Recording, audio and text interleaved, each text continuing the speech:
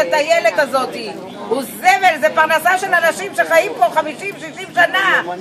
איך יתפרנסו? אם לא מהטיילת לא באים לאילת אנשים. לא מתבייש.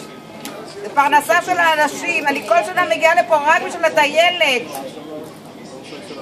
זה הסמל המסחרי של אילת. יש להם איזה 4 שעות.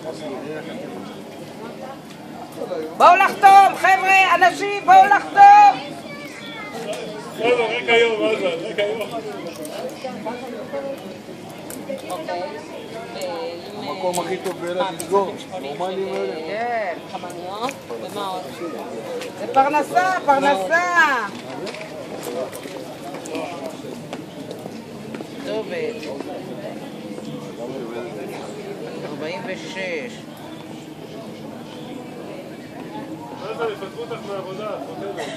צפצפת עליהם. אין ברית אחים, ברית ערים אילת בני ברק, כן. אני לא רוצה לעבוד בעיריית אילת. הערות. מה זה?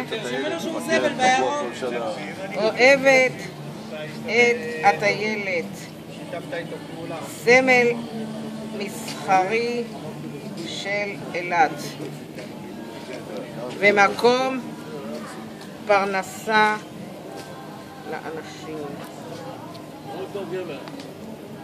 בראבו עליי. ברור